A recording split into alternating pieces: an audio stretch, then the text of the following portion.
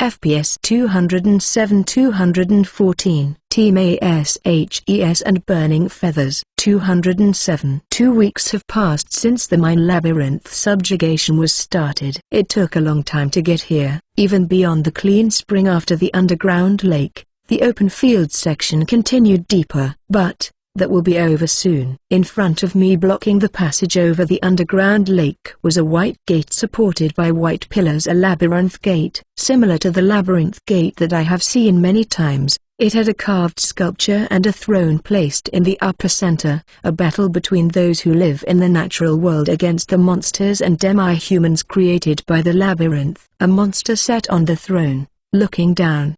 The snake-long body dances as if wrapped around a throne, flowing from the back to the front. However, I saw no head whatsoever. It has no eye, ear, or nostril, just one extremely large maw, almost as large as its torso. A worm. It was a high-ranking worm called Lambton worm. I can't tell from the sculpture of the small throne on the gate, but according to the information in the museum, it should be a huge earthworm-shaped monster that is several tens of meters long. If this is the master of the mine labyrinth, I wonder what is waiting at the end of this gate. The gatekeeper room is usually pretty spacey, but nobody can see anything behind the gate. A mysterious purple smoke drifted up like a wall that blocked the view, obviously acting as a border. Then there is no choice but to proceed. I pushed the gate open and stepped inside. This gatekeeper room was much larger than usual. Then, as soon as I stepped in, I felt a sense of discomfort. Looking at my feet, I found that the entire gatekeeper room was submerged. The water level is soaked up to the ankles,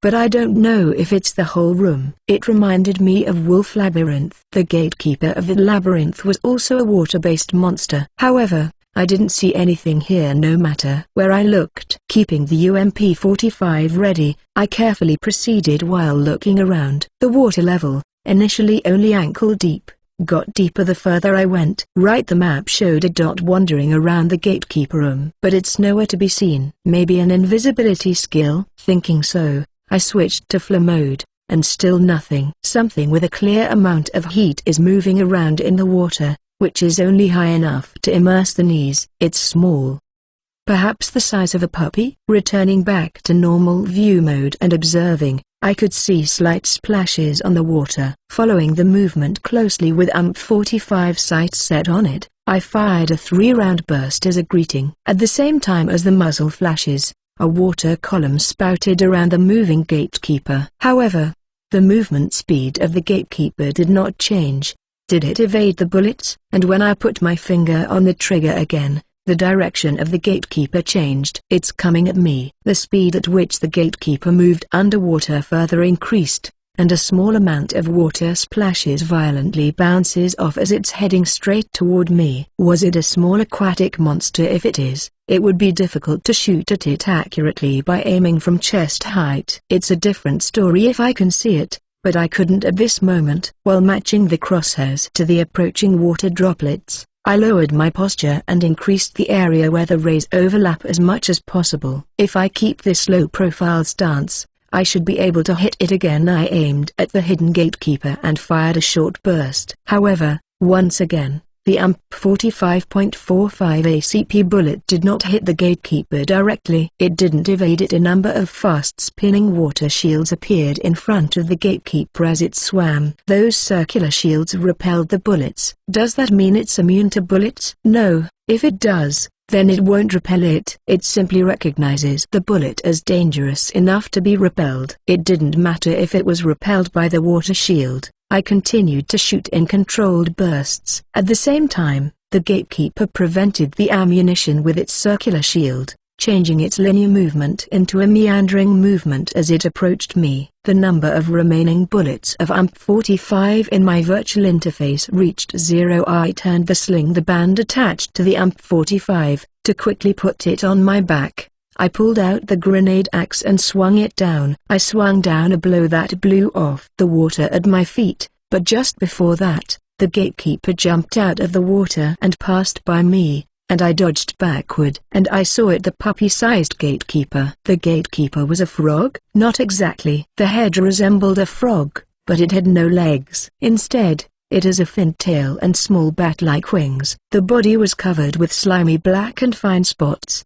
like a tadpole. The moment the gatekeeper passed by me, its red eyes that popped out of its head seemed to scream at me. What's with this fellow? I willed the TSS to activate, accessing, and operate the display monitor at high speed. While looking back and following the movement of the gatekeeper, select the Demon Beast pictorial book that was screen captured at the museum and find out what that flying frog is. This is Aquarippa, a carnivorous aquatic monster that could control water at will. It's intelligent and has many dangerous skills. Fighting it alone would be suicidal, is what was written on the note. The Aquarippa was swimming in the water around me, keeping its distance from me. It pretty much stayed underwater all the time, and once it became wary of an attack, it would form the water shields. There were 4 shields. The circular shield that rotates at high speed, while flying water droplets lay parallel to the water surface stretched over the floor,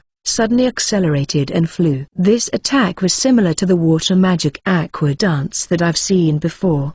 In any case, it might be dangerous if I don't evade. I tried to move sideways 1 step to avoid the incoming water circle, but the water caught my foot and slowed my movement down 1 bit into my left hand, cutting through the right shield. The shield durability instantly went down to 0, just from that 1 blow. The right shield that has been cut in 2 immediately dispersed into light particles. That's some powerful attack there. While catching the situation on the edge of my sight, I stopped, then avoided the remaining 3 discs that flew towards me by jumping still in reverse in the air. I aimed the grenade axe and matched the trajectory to the Aquarippa. It swam very fast, so I had to predict where it was going to go before pulling the trigger. Deviation shooting, a shooting technique where one predicts the moving position from the opponent's speed and direction, and shoots on it in advance. It's an indispensable technique for landing slow-moving shots such as grenades,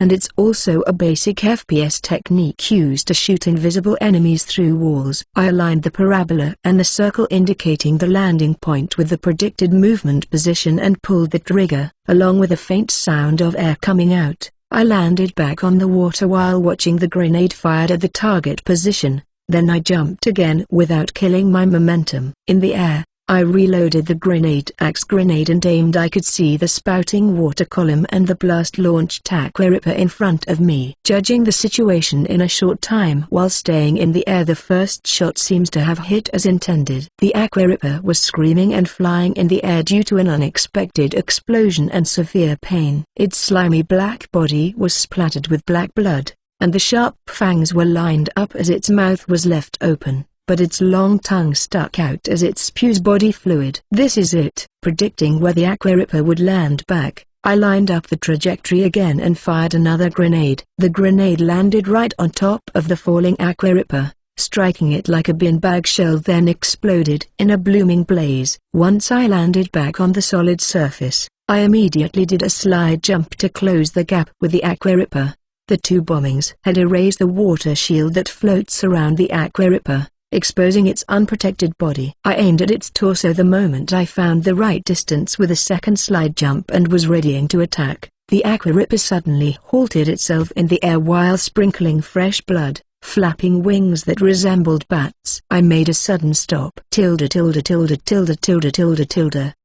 It's seemingly shouting something, I could tell that much, but there's no sound coming out. Aquarippa's strange shout was probably magical in nature, and it was directed at me. But that's it.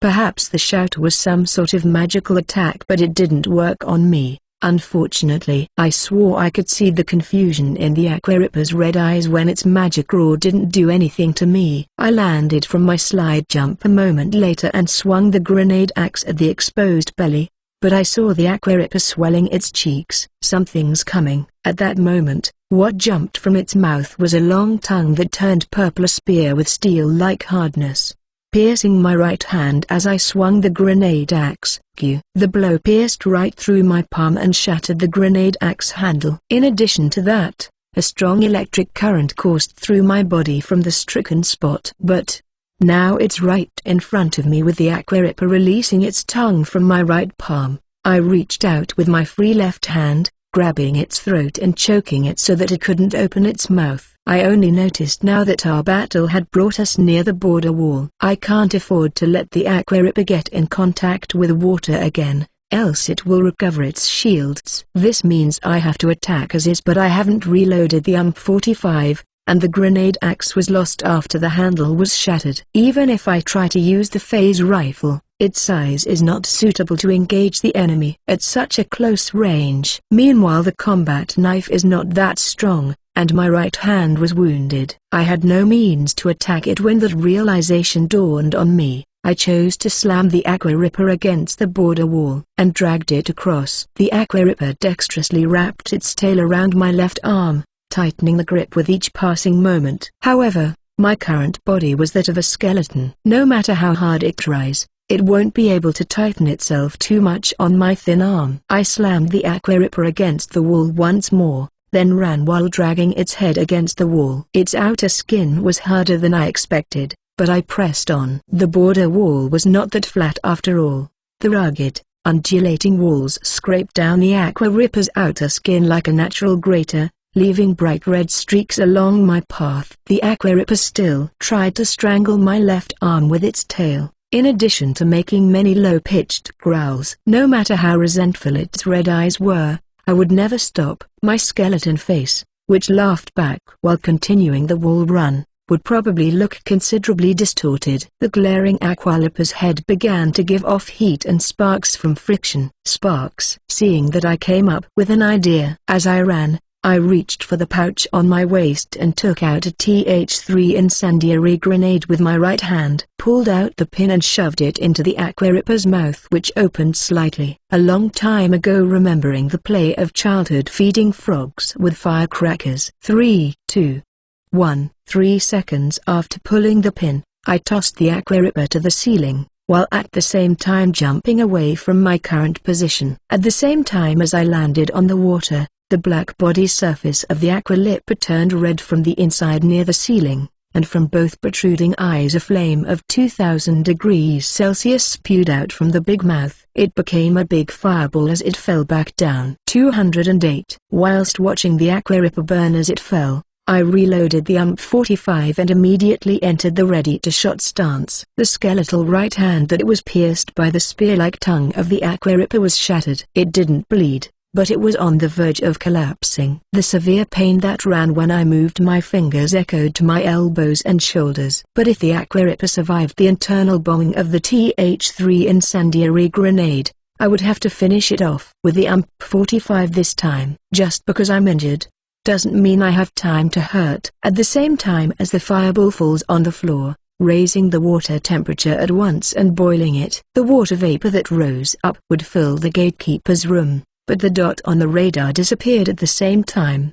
and the water level on the entire floor dropped. Apparently, that did it. The water completely disappeared, and the water vapor that spouted out also dissipated. All that remained on my crosshairs was a slightly larger blue magic stone. Lowering my gun and looking at the surroundings, I was able to locate the transfer circle. I thought it would be difficult to use if it was soaked in water, but as it turns out, I was worrying for nothing. I tried to register my biometric information by dripping a drop of blood on the magic circle, but I recalled that this skeleton body set by avatar customization does not allow blood to flow. Just in case, I checked again if there was anyone looking at me or something, even changing the field of view to flare mode to see if anyone is hiding. Nope, nobody else was around.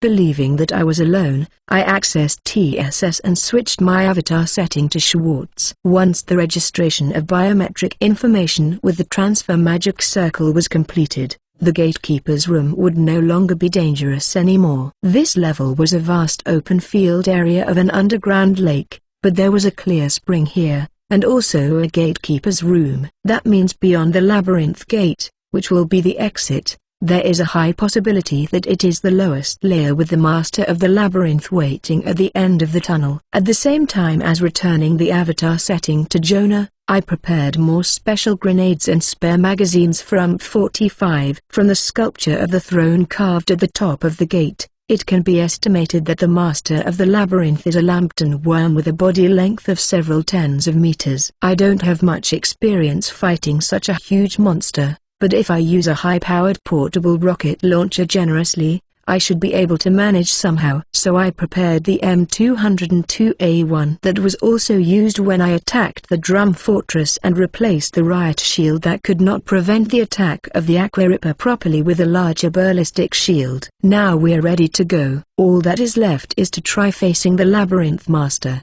then prepare a more suitable weapon and equipment if my current loadout couldn't kill it. I pushed open the gate of the labyrinth carved into the rock wall and proceeded to the tunnel where the jet black darkness spreads. A beautiful straight passage extended from the gatekeeper's room. While sowing the seeds of white light grass, I am convinced that there is definitely a labyrinth master at the end of this tunnel. It's similar to the wolf labyrinth. At that time, the last road leading to the throne room was a long straight passage, and the last gate that you can see faintly at the end, a sculpture depicting the battle between a human and a monster, the same as the gate of the labyrinth that we have seen so far. However, there is no throne overlooking the battle at the top of the gate at the end, just a regular gate. When the last gate was pushed open, a dazzling light overflowed from the inside the bottom layer, and the throne room was an open field section that imitated the wilderness lit by the sun. This is quite spacious. All you can see is the reddish-brown land and the huge rocky mountains with no vegetation. But it is still a throne room. Without a doubt I could see a throne on top of a hill that oversees the entire room. Nobody was sitting on that throne, but that's still within expectation. Since I know what kind of monster resides in this layer,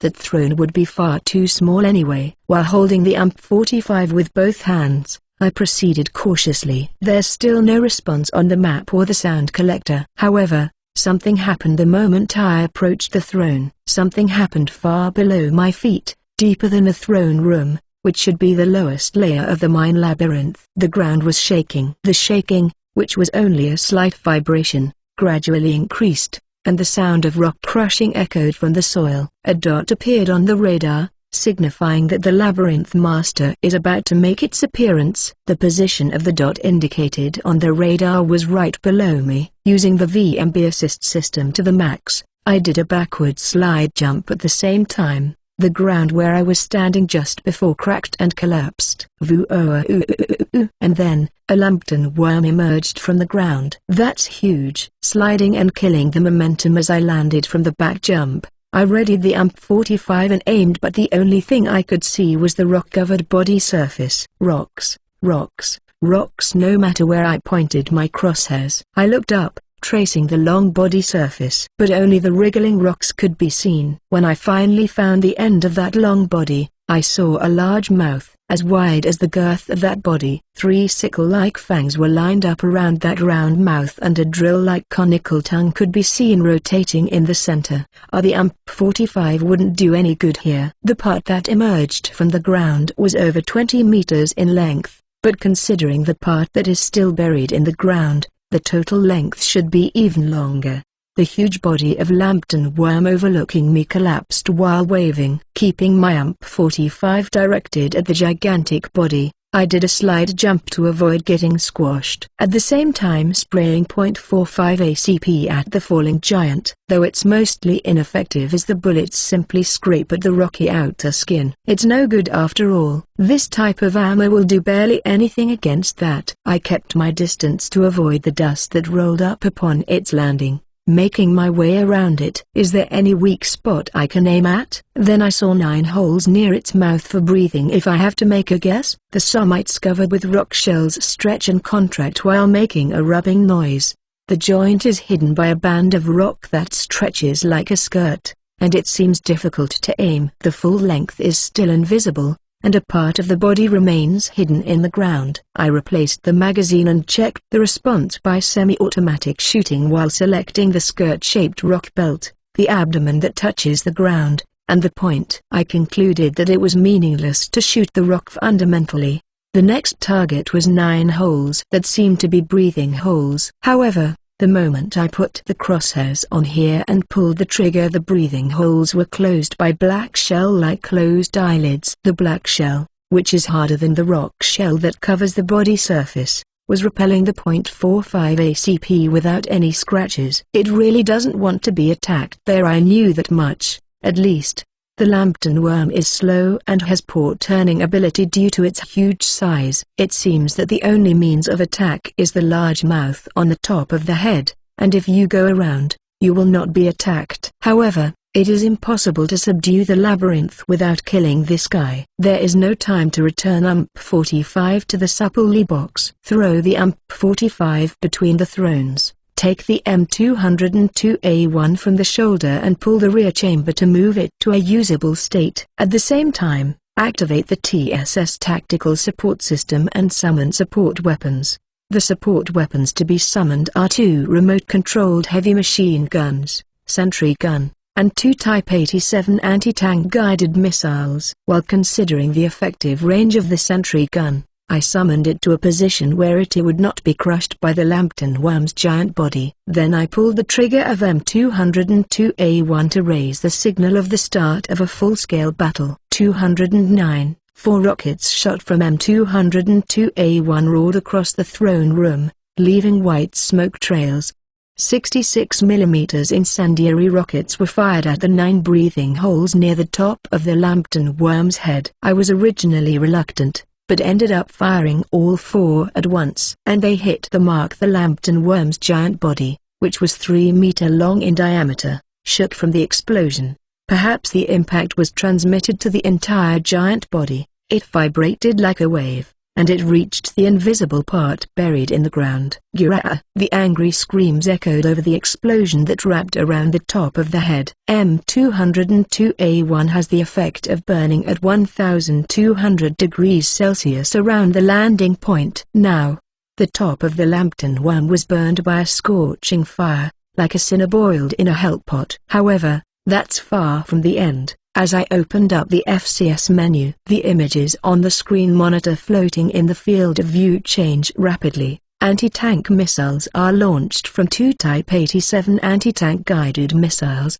and at the next moment, the shooting started alternately from 2 sentry guns. Every minute of automatic loading, a missile attack was performed from the Type 87 anti-tank guided bullet, while the rain of bullets did not stop and continued to attack the Lambton worm. In parallel with FCS, I took out M202A1 from the inventory, fired it 4 times, and summoned it again. After 3 laps of such routine work, Lambton worm barked again. Did it work? I involuntarily uttered the words that tend to raise a bad flag in fiction. The top of the Lambton worm's head was engulfed in detonation and black smoke and could not be seen. But the rock shell had fallen off. From far above, now in tatters, the wilderness was dyed with a green liquid believed to be Lambton worm's body fluid. The barrage should have penetrated through its shell and inflicted some damage. Thinking so, I dropped the M202A1 from my shoulder and brought out the phase rifle I've been keeping slung on my back. The FCS was temporarily suspended, and the sight of each support weapon was aimed near the top of the head. Through the black smoke, the top of the Lambton worm was exposed. About half of the sharp fangs lined up in its mouth were shattered. Dents and cracks could be seen in its black shell hidden under the rock shell. Also, its large body was dyed green by its own body fluid. I can do this the moment I was convinced so. The Lambton worm's fangs wriggle out, and its large mouth changes like a thinly protruding nozzle. What is it going to do? The moment I thought so, a large amount of earth and ore erupted from its protruding large mouth, taking cover behind the ballistic shield. I also did a slide jump to avoid the brunt of the attack. However, the ejected sand and ore are not single shots like ammunition. It is the skill of Lambton worm earth breath that is sprayed without interruption like a debris flow. Just by changing the angle at which its big mouth is facing, the earth breath that should have been avoided kept approaching. My sight was covered by the rolling sand smoke. The ballistic shield was compromised, causing me to be blown away. Although I was able to regain my posture mid-air and landed on my feet, the display windows in my vision were blacking out one after another. Turning to the front, Lambton worm's earth breath swallowed and destroyed the support weapons I had installed. That does it. Earth breath stops, and the larger mouth of Lambton worm returns to its original size. The Lambton worm roared after finding out that its long-range attack didn't kill me, and looked down from far above while swelling the black shell. However, a red light flashes in its big mouth. Jaya! The full charge shot of the phase rifle was so powerful that it erased most of the fangs left in the large mouth and melted the area around the upper jaw. But it's still unable to penetrate the black shell completely. The greatest weapon of Lambton worm is neither its giant body nor the earth breath but its black shell that cannot be easily destroyed. Waiting for the charge gauge to accumulate to 100. I then fired a full charge shot toward the mouth again. No matter how hard its outer body, it is still possible to deal damage to its softer inside. At the same time as the second flashed, white smoke rose from the mouth of Lambton worm, and the giant collapsed into the wilderness. Its giant body violently struck the debris that it had spit out, causing a tremor that shook not just the throne room, but also the entire mine labyrinth. The Lambton worm disappeared from view due to the rolling dust. As expected, it is too dangerous to rush into the dust and there is no reason for me to approach anyway. Since I found out that the full charge shot of phase rifle could be an effective shot, the correct answer would be to continue shooting while keeping a distance. I summoned and reinstalled the destroyed Type 87 anti-tank guided missiles. CP consumption is not low, but there are many sources of funding, such as the sale of the labyrinth core, magic water, and the wine. In order to conquer the labyrinth safely, I must not be stingy in terms of using CP. The dust is clearing. I rested the phase rifle on top of the ballistic shield and looked for the Lambton worm through the optic. Not there. The Lambton worm that should have been lying among the debris that it spat out was not there. The only thing left was the crown, which turned into a grey porous stone resembling pumice. There was still the broken off scythe-like fang left, like a molted skin or cutting the tail of a lizard. The moment I thought about it, I felt a slight vibration from my feet. I knew it. That thing is not dead yet. I don't know what kind of body structure it has, but it seemed that the injured crown was cut off before it burrowed back into the ground. I thought that the top of the head was a weak point, but it seems that I was wrong. The tremor is getting bigger. It's rising to the ground. I did several backwards slide jumps, taking a distance from the epicenter, then waiting for it to come out of the ground. A part of the wilderness sank into the ground again, and Lambton worm appeared with an angry sign instead. The rock layering on its shell, as well as the scythe fangs, had been fully regenerated somehow. That's strange. I've been having this feeling over and over while going down through the labyrinth. No matter how much I hurt the top of its head, if it can separate that part and create a new big mouth, there should be a main body somewhere in the core or invisible part. Is it likely that the part is buried in the ground? I thought, but maybe Lambton worm hated being shot from a long distance. All the giants crawled from the ground, and while swelling in the wilderness, they opened their mouths and charged. Is the total length of Lambton worm about 30 meters? In the rock shell that extends to the tip of the tail, there is no visible part that seems to particularly protect the main body. It approached while swallowing earth and sand as if scooping the earth, moving faster than I expected, but also conveniently having such a big mouth open right in front of me. I aligned the reticle of the optical sight with the cone-shaped tongue that wriggles in the back of the mouth and pulled the trigger. However, that didn't stop it. I don't know how it's checking my position, but it managed to follow me despite my changing location with each shot I made. 2 newly installed Type 87 anti-tank guided missiles have also launched anti-tank missiles and continue to attack the giant intermittently. At the time of its launch, it emits a roaring sound that is comparable to the Lambton worm's roar. It's probably not the sound that determines my position. Heat? No, it's through smell. It makes sense that it has 9 breathing holes. However, while the other side knows the exact position of the prey, this one has lost sight of where to attack. I dodged the incoming mouth, dodged the body slam, all the while aiming and shooting at the mouth and nostrils. But every time I dealt any substantial damage, the worm would attach its crown and regenerate a new one even without having to dive underground. This is going nowhere. I was forced to keep my distance, forced into a battle of attrition. All the while the giant worm continued to track and follow me. Do not get phased. For once I did. Aiming the phase rifle would be a lot more difficult. So far I managed to stay away from the worm's attack despite having to stop for a moment to shoot. The ballistic shield had already been destroyed, and the phase rifle was running on its last energy pack. I'm out of bullets. The dreaded moment crossed my mind for a while there. The attack method of Lambton worm is very simple, an assault that tries to swallow directly with a large mouth, a body that swells a huge body and hits a huge mass, an attack that changes the large mouth and injects a debris flow from the mouth, and so on. Aiming at the moment when the distance is wide open, I operated TSS to open the inventory. I scrolled through the screen at high speed, selecting and deciding the necessary weapons and ammunition. Particles of light appeared in front of me and converged into the shape of the supple box, but just before the summoning process was completed, the Lambton worm breathed out rocks, aiming at the supple box, dispersing the particles of light. Again with the same move. This Lambton worm is not just any monster. It is the labyrinth master for a reason. Evidently, it's not ignorant nor incompetent. It observed the summoning process of the support weapons I did several times, and devised a way to prevent it. If the summoning process is disturbed, it will fail. Facts I didn't know are now being informed in this situation. In terms of the hassle, I can only say that this is the worst. The remaining amount of energy pack was 300, meaning only 3 full charge shots were left.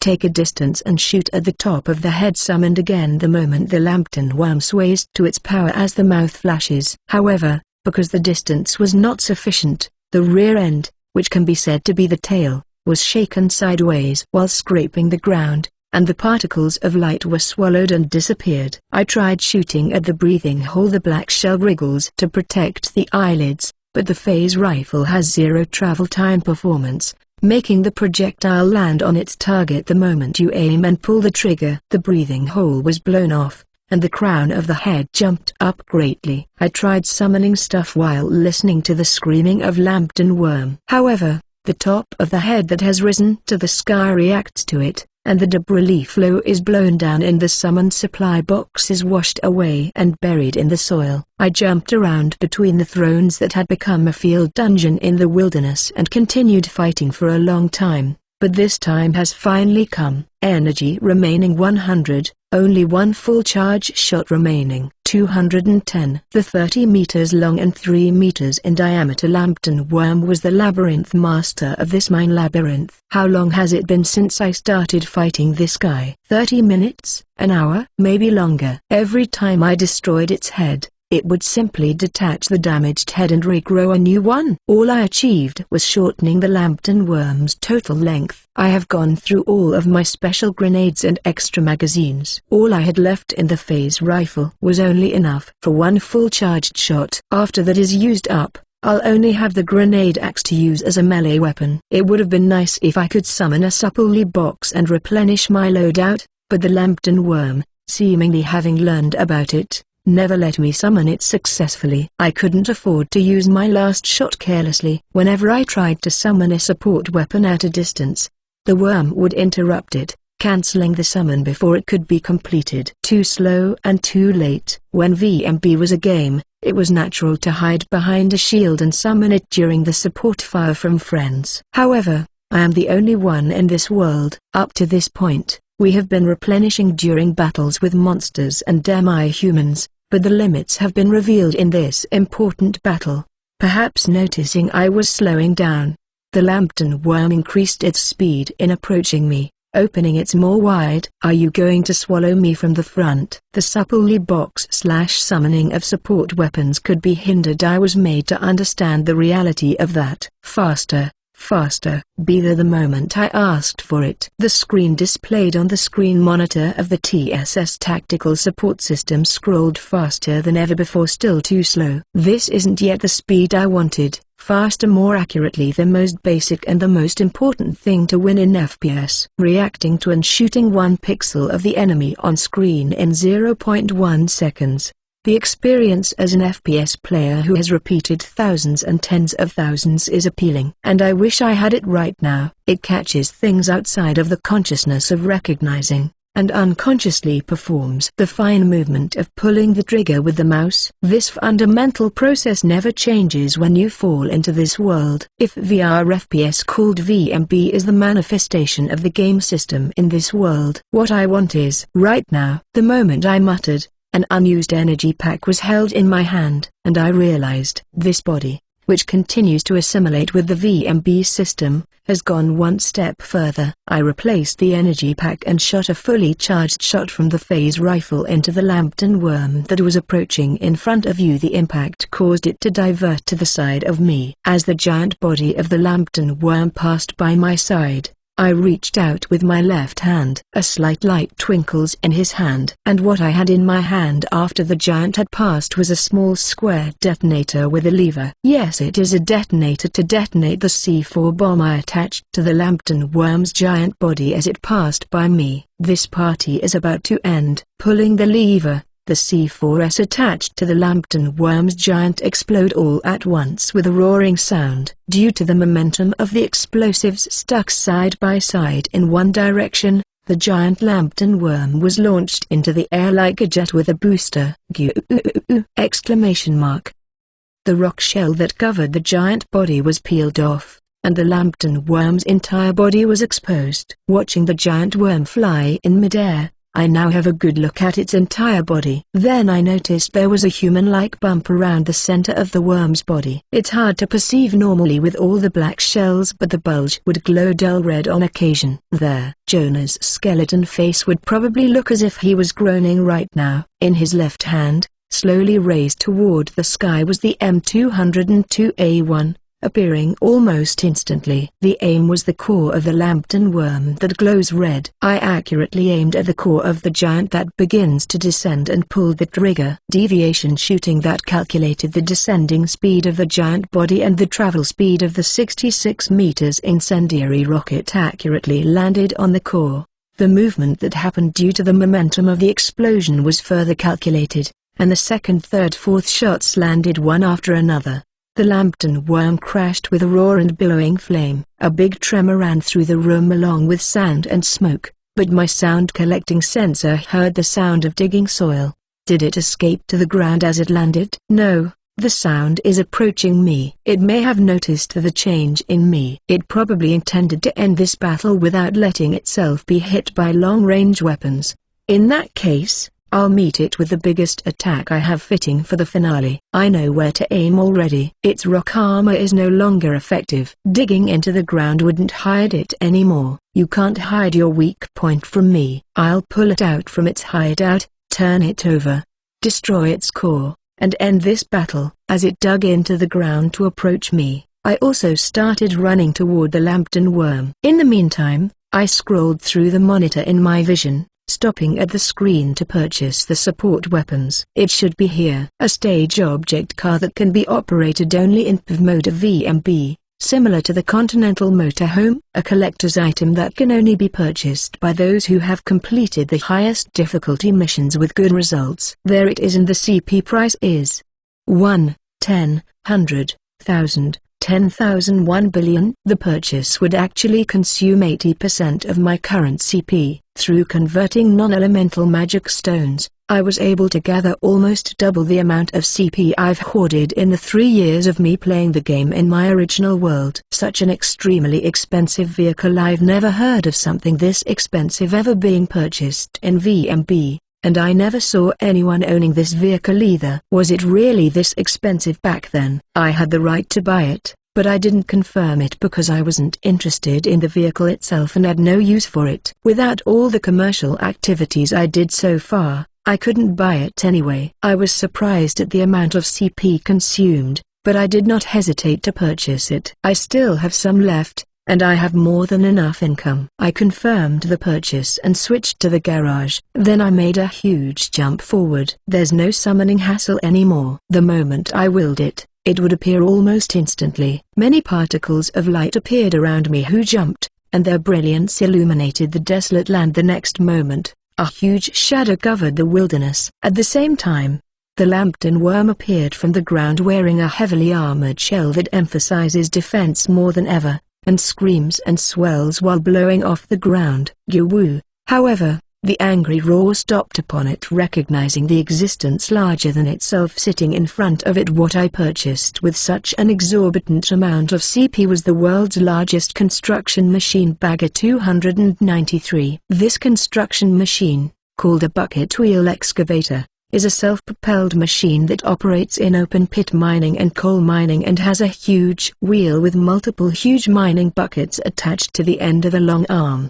The topsoil is scraped while rotating the wheel, and it is carried by a belt conveyor that passes through the arm. Of course, since it is a mobile vehicle, it can also move by itself using the huge caterpillar tracks at the bottom of the car body. This Bagger 293 is said to be the largest self-propelled machine in human history, with a total length of 225 meters, a total height of 93 meters, and a total weight of 1,420 tons. The bucket wheel that rotates at the tip of the arm alone has a diameter of 21 meters or more. With such a huge machine, the actual speed is only about 10 meters per minute, but this Bagger 293 is different from the real world's Bagger 293. VMB balancing allows this vehicle to be operated by a single player, and its arm turning and moving speed has been adjusted to avoid frustration. I was already sitting in the cockpit next to the Bagger 293 arm, holding the two control sticks. In front of me, the big mouth of Lambton worm wriggled as if confused, and its movement had stopped completely. I'm not stupid enough to miss that opportunity. I started up the bucket wheel and swiveled the arm to knock down the Lambton worm from the side. Although it is a rough maneuvering method and usage, there is no concept of partial destruction of details in VMB mobile vehicles that have durability values. There are indeed damaged graphics on tires and glass that have a destruction judgment, which may affect the behavior, but all other than that are managed by numerical values as parameters. The durability value, the wirings won't tear, the frame won't distort, and it will function at full capacity until the durability value reaches 0. The Lambton worm that was beaten down from the side was struck with enough force to break the wilderness, and the heavily armored shell was shattered into pieces. I increased the rotation speed of the bucket wheel, and first crushed the top of the head so that it could not escape to the ground. As it was, the bucket wheel was used to scrape off the debris of the rock shell and the black shell underneath and squeeze the top of the head. The screaming of Lambton worm was drowned out by the Bagger 293's engine noise that echoes low without stopping. The worm started to fight back, but I quickly controlled the arm that is only 30 meters long and slammed it down with the bucket wheel. The super heavy blow broke through the shell, but the wheel bucket stopped spinning when it bit into the flesh. The Lambton worm is capable of detaching the damaged part and replacing its lost body part. The only way to defeat it is by destroying the core hidden underground. To do this first, while holding down the rampaging torso, I controlled the arm to drag the entire torso to the ground. I remembered the position of the core, but the torso that I pulled out had a mark that it didn't want to expose. I think it felt a great deal of fear of being targeted there. The lower abdomen, which was thickly covered as if to say that this is an important place, was bulging so round that it was conspicuous. Useless effort. This might be the first time I operate the Bagger 293, but I am somehow able to control it so proficiently. This may also be the effect of assimilation. The huge bucket wheel smashed the core violently without any deviation, and while rotating, scraped off the thick protection. In a few seconds, the bucket reached the nucleus and core, a large magic stone that glowed red. At that moment, the Lambton worm's entire body vibrated as if struck by lightning, and then turned into a porous grey stone that let out black smoke. It disappeared from the throne room like sand flying in the wind. 211. From inside the cab of the super-large construction machine Bagger 293, I watched as the Lambton worm's body turned into porous grey stones. A gust of wind blew through the throne room as if it were the world outside, and the Lambton worm's corpse that had turned into rocks further dissolved into fine grains, disappearing in the wind. At the same time, the wilderness around started to distort. With the Lambton worm now gone,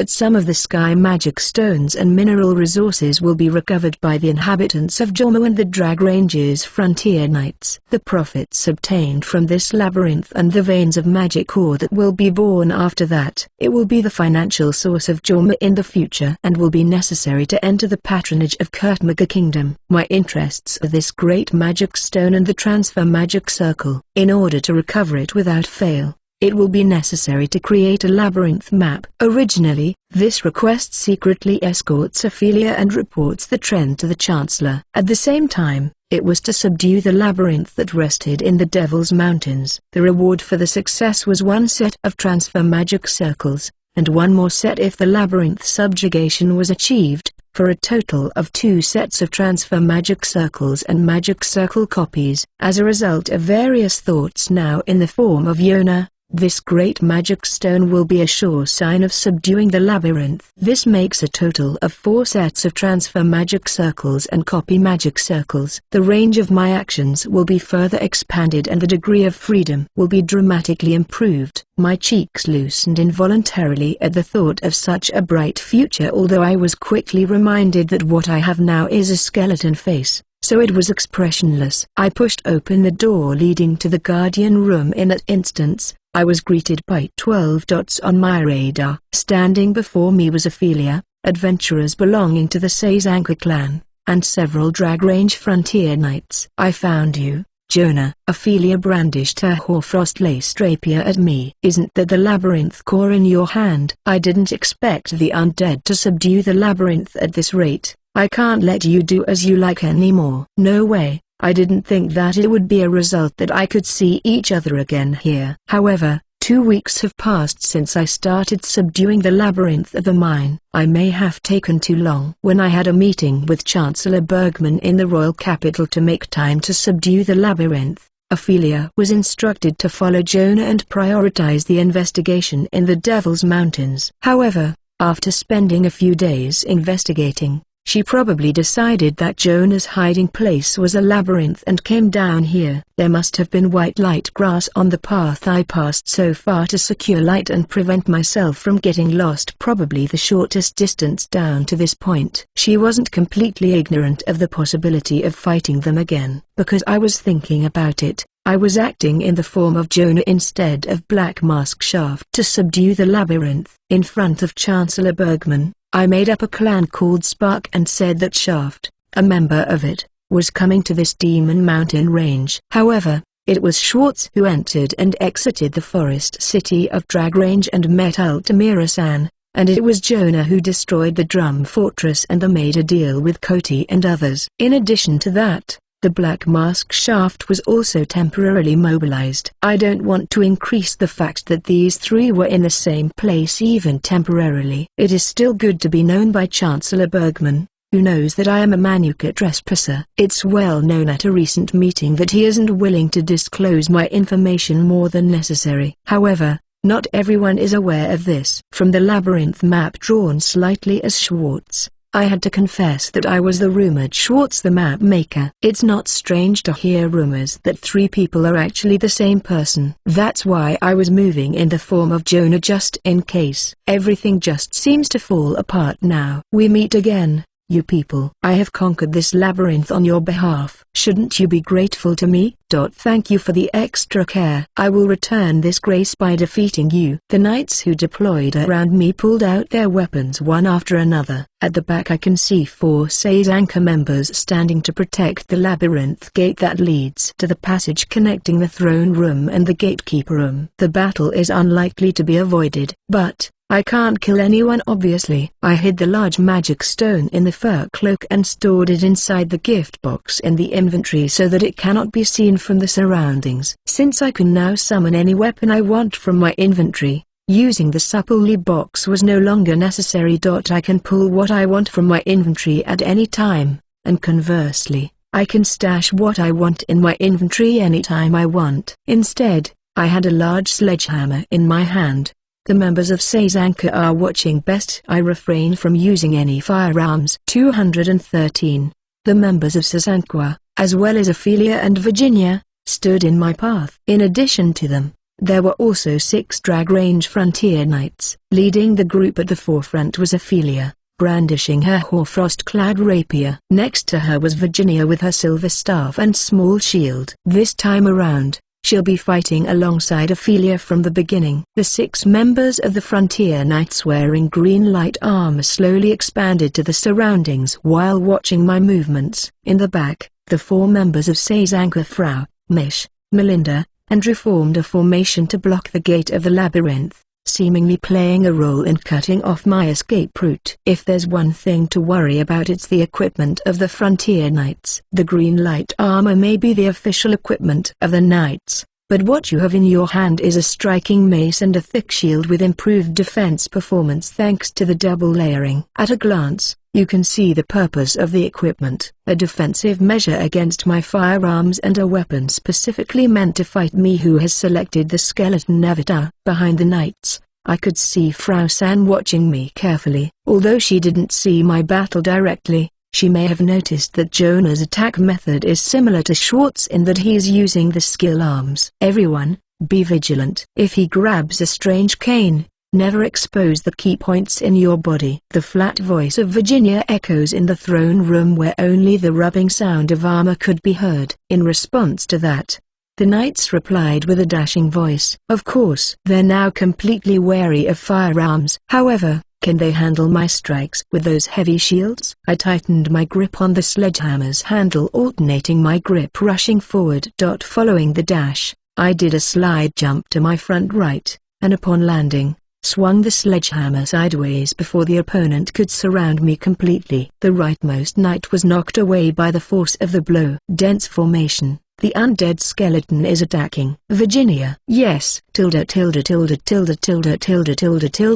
corridor. When the knights saw the big shield blown away, Ophelia instantly shouted an instruction. The knights, who were trying to expand, gathered back into a crowded formation of 2 people in front and 3 people behind. At the same time, when Virginia's magic chant was over and the magic name was declared, stone walls squeezed up from the floors on my left and right, and they overlapped in an arch shape to form a stone tunnel. The length of the tunnel extends from the formation of knights to the rear, past me. Surrounded. Move in. Charge. The 2 people lined up in front shout, and with unnatural acceleration, they raise a large shield and charge. Avoidance is impossible. I guess this is why they raised stone walls around me, huh? However, in this position, Frau San should not be able to see it. I stepped forward, activating CBS to receive the charge. What? Wow! The moment the assault, which seems to be a skill, hit me directly, the movement was stopped by something invisible, and the 2 knights were surprised. However, I had no intention of answering or explaining the cause. I was pushed slightly by the power of the charge skill. Right when the momentum died down, I cancelled CBS. Then I grabbed the upper part of their shield, and used my strength to create an opening for me to attack.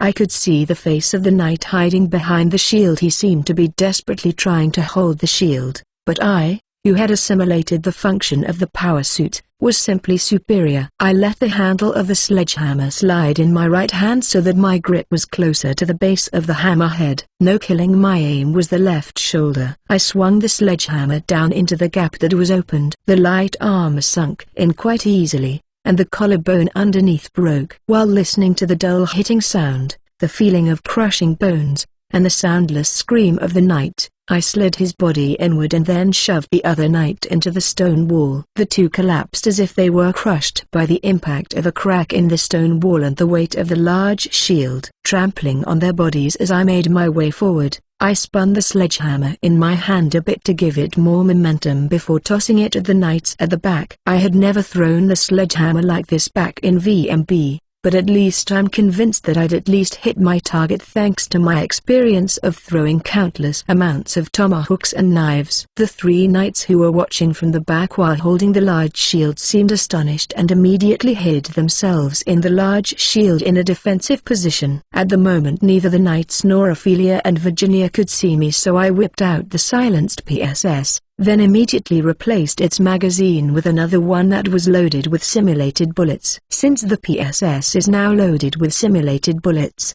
none of them would die if I fired at them. But I bet it'll still hurt like someone has slugged them in the face. And a high-pitched impact sound reverberated. The thrown sledgehammer hit the large shield on the right directly, and the impact of being thrown, the strength provided by the power suit was beyond imagination. The sledgehammer bounced off, still having enough power to break through the stone wall that forms the arch. What you can see before holding the PSS was the knights who were blown away and collapsed, and the profile of Virginia who turned her eyes to the sudden formation collapse. I aimed for the temple, one of the human's weak points, and fired the trigger twice. Then I slid the crosshairs, aiming at the next knight who was out of shape so that he could be dragged by the fallen knight, and shot his chin. Virginia, charge. By the silent shooting that hit the key point, Virginia and one of the knights collapsed like a doll with a broken thread. Ophelia was on time to catch the fall of her escort knight. Meanwhile, a knight who had a shield on the far left rushed in to protect them. It is possible to accept this skill that would bring the shield to the front and charge. However, now that Ophelia's offensive stance had collapsed, there was a chance to end this battle as soon as possible. This also ran toward the stone wall that rose in an arch shape. I did a wall run to climb it,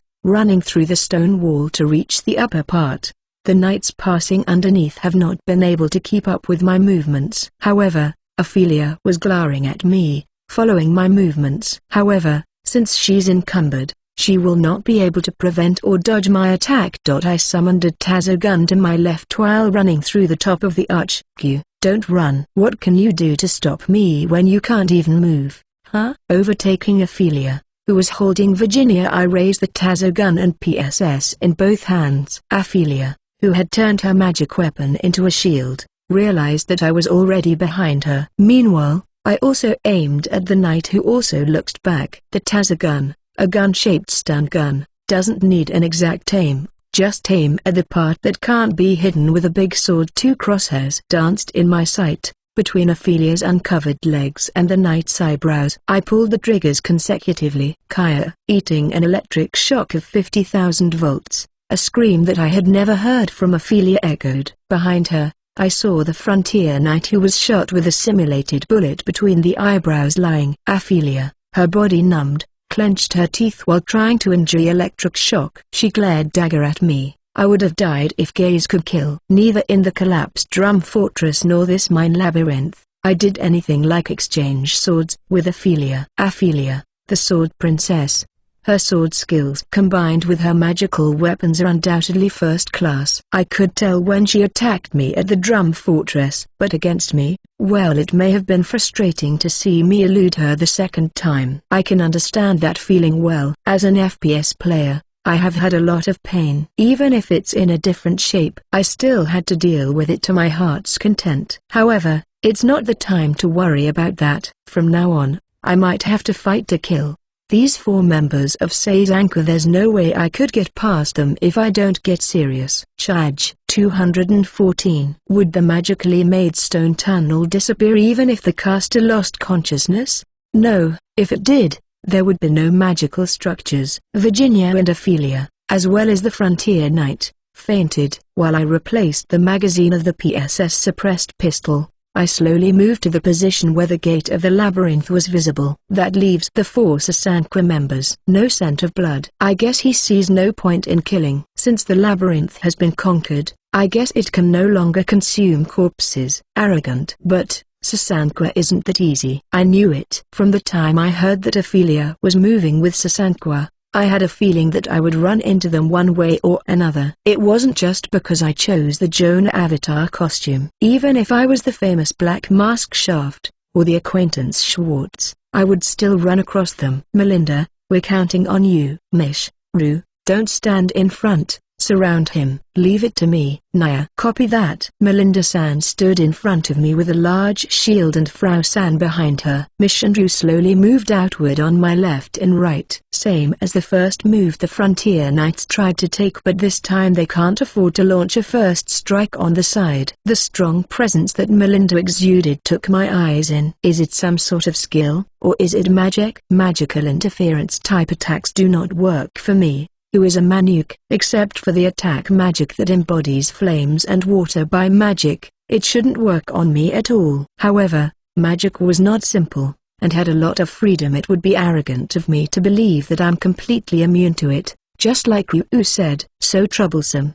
Perhaps hearing my muttering, Melinda-san opened her mouth. Your opponent is here. The handle of the double-edged axe in her hand was struck against the large shield, and Melinda-san barked even more. I knew it. My focus was being forcefully directed to the tank that is the shield of the party. But that's fine. To destroy the teamwork of the adventurer party, you have two choices: crush the support role first, or crush the tank role. After that, taking them down one by one should be a cinch. Although I was able to subdue the labyrinth, it was never easy along the way. Considering the future exploration of the labyrinth, it would be a joke if I could not break through the defense of Melinda-san, who is an A-rank adventurer. Pulling out the grenade axe from my waist, I took a shooting position and pulled the trigger. The axe was loaded with smoke grenade bullets this time. Melinda-san responded to the action of pulling out a melee weapon, holding a double-edged axe in a half-body position, but the moment she saw the grenade ejected with a strange sound when the axe head was pointed, she immediately hid behind the large shield. She's wary of getting shot. But that's within my expectation. The grenade, which landed right in front of the shield, started expelling white smoke. I quickly jumped into the billowing smoke. Melinda, Frau San's voice could be heard coming from the back. Right as my field vision was filled with white smoke, I turned flame mode on. Despite being surrounded by thick white smoke, Melinda-san remained calm and kept her shield up all the time. It's awkward to challenge the great shield from the front, so I moved in from the right and swung down the grenade axe with the intention of cutting off Melinda-san's left hand. However, despite being wrapped in white smoke and not being able to see this figure, Melinda sensed my attack and skillfully manipulated the large shield with minimal movement to defend herself. Not so easy. She counterattacked with an axe swing, but I was able to dodge it by making use of the recoil from hitting her shield, plus a backward slide jump. The attack didn't stop there. There's a dot on the radar that approached my location inside the white smoke at high speed. It was already right behind me when I heard the muttering. Sword draw Mikazuki. Ryu had released her skill without me realizing. The moment I landed, I immediately followed with a high jump to leap over Ryu-san. The sword flash that was supposed to cut my back ended up slashing empty air. While spinning in the air, I took another grenade pod hidden in my fur cloak and reloaded my axe. This one was a live bullet, but splash damage aimed at your feet, aiming at a range attack. But the moment I thought I was in a position to launch the grenade while still in Madame-san's dagger was already upon me. Gotcha Naya. Serpent pierce. I couldn't dodge. Since I was in the shooting position, I couldn't use the grenade axe to defend myself. But my left hand was free. Naya. CBS was deployed moments before I could get hit. Now that I've assimilated with the power suit, I don't even need to press the button on my left hand anymore. I deployed the CBS only for an instance, enough to block the attack, before turning it off. As I fell down after the clash with Mish-san, trusting the trajectory shown on my vision, I pulled the trigger on the grenade axe on my right hand while striking the cat girl's face with my left palm. Ryu-san called out to Mish-san, but her voice was soon drowned by the noise of the grenade explosion. If I remember correctly, those two were indeed pretty close. However, as much as I felt sorry for them, I would have died if I were a moment too slow. Mish-san was not knocked out by my palm strike. Blood trickled from her mouth, but otherwise, she's still glaring at me with her beast-like eyes. Both of us landed back in the throne room. As soon as I was hit on the floor, Mish-san moved to take her distance, but on the contrary, I grabbed her by the back of the head with my left hand from behind and hugged her. Funya? Mish-san made a strange voice, but I ignored it. Letting go of the grenade axe and pulling out the PSS suppressed pistol, I fired it under her belly where her bare skin is visible. Every time the trigger was pulled, Mish-san's hips would jerk. Even though it was a simulated bullet, the shock of shooting through her lower abdomen at a close distance still caused her to spit out an unvoiced gasp and blood. Although she tried to free herself from me, I simply put more effort into hugging her to not let her escape. I kept pulling the trigger until Mish-san stopped resisting. PSS can only load 7 bullets in its mags, but it and the palm strike to her chin earlier were enough to make Mish-san faint. Kill. Pushing Mish-san's slumping body away from me, I looked forward, then immediately jumped away from my position to dodge the dagger thrown by Ryu-san. The dagger that was stuck in the throne room was a black double-edged blade that looked like a kunai. I guess even a swordsman keeps 1 or 2 ranged weapons on their person. I reloaded the PSS and returned it to the holster at the same time. I reached around my back and pulled out the H&K UMP-45. I also didn't forget to replace the live ammo with simulated ammo. Ryu, it's the Black Cane. Melinda, take front. Okay, what about me? Her chest is still moving. She's alive. The moment she saw the UMP-45, Frau-san immediately barked out instructions. Melinda-san quickly moved into cover Ryu-san, who was still glaring at me. Perhaps it's due to Frau-san's support magic, but Melinda-san's great shield was coated with floating water, while her double-headed axe with whirling wind. I heard you call yourself Jonah. Let's have another go. Melinda-san's confident smile was dazzling indeed. I guess the watery coat increases the shield's defense, and that whirling wind not only increases attack power, it also seems to increase range. If I were to challenge all that directly, I'd just end up tilting the balance against myself. This is bad. Did Melinda-san hear my muttering? She had a slightly funny expression on her face, but as soon as I took out the tubular object from the pouch on my waist, her face turned tense. I had no intention of exchanging words with them. I have no intention of fighting until one of them dies. I pulled out the pin and tossed the tubular object. The smoke screen again. A special grenade was thrown to explode at that delicate distance, which is a little too much to repel with a double-headed axe. But if she were to hide behind the great shield, she'll lose sight of my next movement for a moment. The M84 flashbang, which had never been shown to the fore, exploded with a dazzling flash and explosive sound that covered the throne room. Under the echo of the deafening sound, I could hear Melinda-san's roar. With the M84's explosion temporarily paralyzing her sight and hearing, I raised the UMP-45 and aimed at Melinda-san. At the moment when M84 exploded, I saw the water clinging to the large shield spread like a barrier and move to prevent flashes and explosions. It seemed as if it had taken defensive actions automatically, apart from Melinda-san's intention. However, the sound pressure of the M84 that exploded in front of me is not something that can be prevented by a wall of water. The sound pressure generated was even louder than the explosion sound emitted by a jet engine. The water shield was distorted like a wave and collapsed. I aligned the crosshair to one corner of the great shield and fired in a short burst. Melinda-san hadn't fallen yet, but she was in no condition to hold the shield properly. My shooting pushed the shield beyond the range of motion of her wrist, causing Melinda-san to let go of the shield and expose herself. Then I aligned the crosshair to her left ankle and fired until Melinda-san was crawling on the floor on all four. Melinda-san was the tank of the party, so fittingly she's also the most durable. Therefore I aimed for her helmetless head to quickly put her unconscious. But behind her, I saw Ryu-san, already in a sword-drawing stance with her eyes closed. Sword draw dark light, Eigengrau. I pulled the trigger and Ryu-san's single-edged sword flashed almost at the same time. However, while my finger-cutting shot caught Melinda-san's head, using the delicate aim adjustment, I directed some of the shots to Ryu-san's incoming sword. It flew away and only damaged the walls. No way.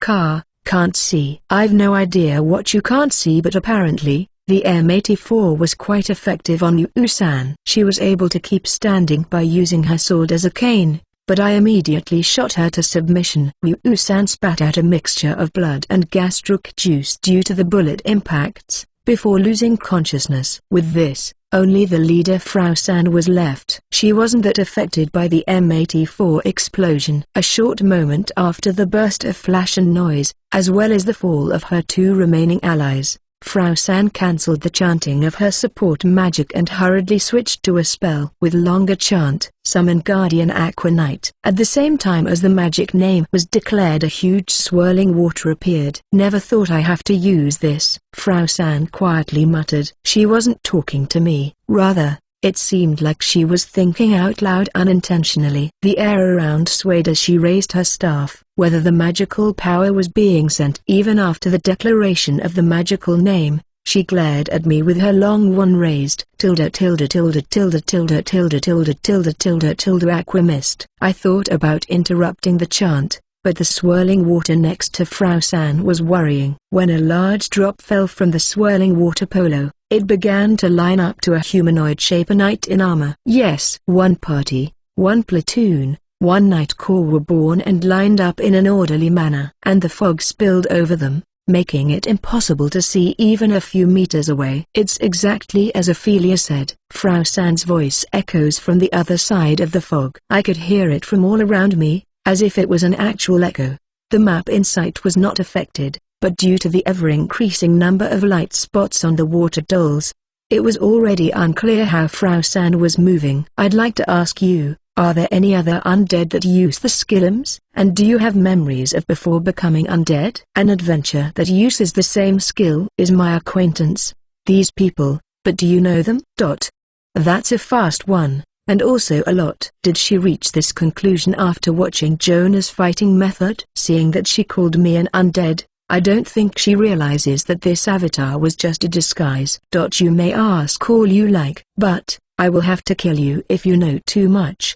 The increasing number of dots on my radar had stopped, about 30 of them more or less, and they're spreading out within the fog. And I know you won't give any answer. That's all right, I'm done with my preparation here. At the same time as that word, the fog that was blocking the view cleared up. Oi! My voice spilled unintentionally. The Knights of the Water Dolls stood in front of me, and the commander, Frau San, was standing behind them. With dignity, Aqua Knights, defeat Jonah and retrieve the great magic stone before he could devour it. After saying that command, she left via the gate. When I looked around, I could not find Ophelia and all the other people I had knocked out. Did she just retreat? Behind the scenes of trying to get information from me by blocking the view with fog, it seems that she was actually preparing to withdraw. The summoning of these water dolls did not mean that they will attack by numbers. Perhaps the purpose was to occupy me while recovering the incapacitated ally. She ordered the water dolls to retrieve the labyrinth cow from me, but do they have the ability to do that? Well, shall we check it out? There's no longer any need for the no-killing rule. I took out the General Electric M134 minigun loaded with simulated bullets in each hand. A total of 12 barrels began to rotate at high speed. Then a roaring sound was heard to announce the final curtain of the mine labyrinth subjugation.